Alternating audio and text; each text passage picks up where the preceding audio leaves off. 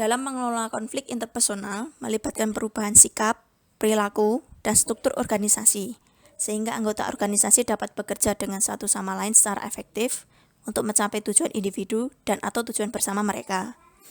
Manajemen konflik interpersonal pada dasarnya melibatkan pengajaran anggota organisasi dalam menangani konflik interpersonal untuk menghadapi perbedaan situasi yang efektif dan menyiapkan mekanisme yang tepat sehingga masalah yang belum terselesaikan dapat ditangani dengan benar. Terdapat 3 hal penting dalam penyelesaian konflik interpersonal, yaitu diagnosa, sumber atau penyebab, dan intervensi. Diagnosis konflik interpersonal dapat dilakukan dengan metode laporan diri, observasi, dan wawancara. Terdapat 2 tahapan, yaitu pengukuran dan analisis. Terdapat 5 gaya dalam menangani konflik interpersonal, yaitu integrasi, wajib atau mewajibkan, berkompromi, mendominasi, dan menghindari. Dalam analisis, dapat menunjukkan bahwa ada perbedaan dalam penanganan konflik dengan atasan, bawahan, dan teman sebaya. Analisis juga menunjukkan bahwa gaya penanganan konflik di suatu organisasi bisa sampai batas tertentu ditentukan oleh hubungan hierarkis yang ada di antara pihak-pihak yang terlibat dalam konflik. Ada juga perbedaan dalam gaya mewajibkan dan menghindar di antara eksekutif, mewajibkan di area fungsional, dan mendominasi dan menghindar dalam kategori pendidikan.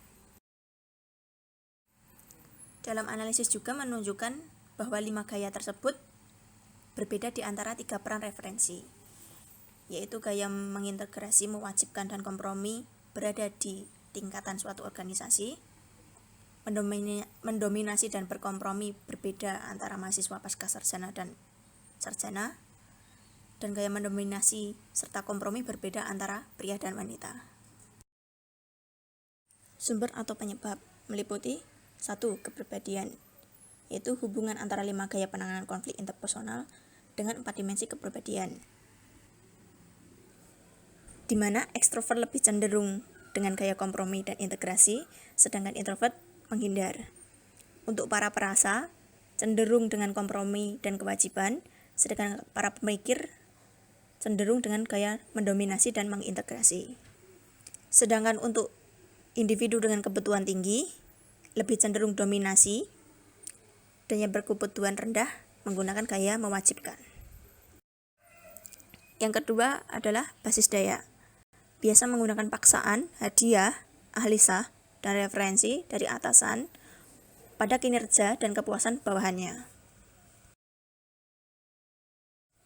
Yang ketiga, budaya organisasi yang mengacu pada asumsi, sikap, nilai, kepercayaan, harapan, dan norma bersama.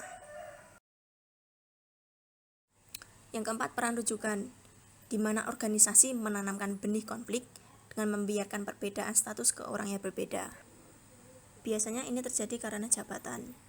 Ada perbedaan dalam semua 5 gaya dalam peran rujukan, yaitu mengintegritas, mewajibkan, dan gaya kompromi pada level organisasi, gaya mendominasi dan kompromi untuk pendidikan, dan mendominasi kompromi untuk gender.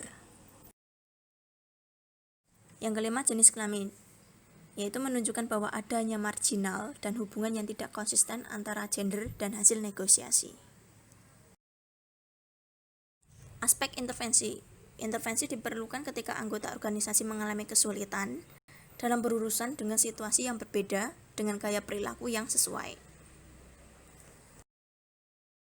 Terdapat 3 hal, yaitu 1. Proses, dengan tujuan untuk membantu anggota organisasi untuk meningkatkan gaya integrasi mereka dalam menangani konflik dengan mengubah sikap mereka dan perilaku.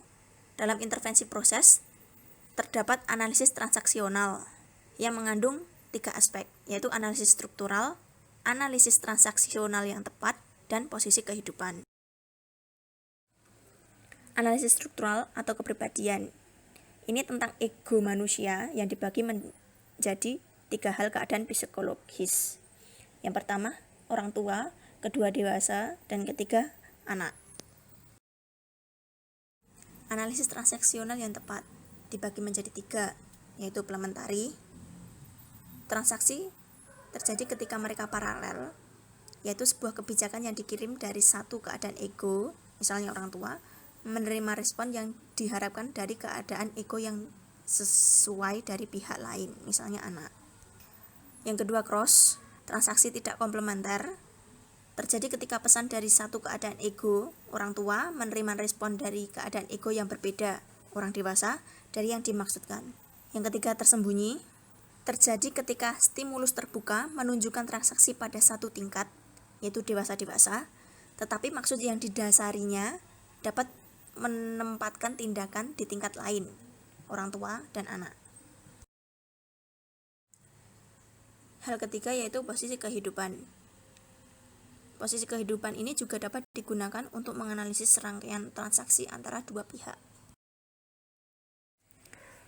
Bagian kedua dari intervensi adalah struktural, di mana organisasi memungkinkan anggotanya untuk mengajukan banding kesamaan lebih unggul jika 2 atau lebih anggota pada level organisasi yang sama gagal menyelesaikan ketidaksepakatan mereka. Dalam struktural terdapat pengawas yang berhak menegakkan keputusannya. Tetapi sistem ini dapat bekerja secara efektif jika pengawas dihormati oleh individu yang bertikai, memahami kompleksitas masalah, dan mampu membuat keputusan yang baik.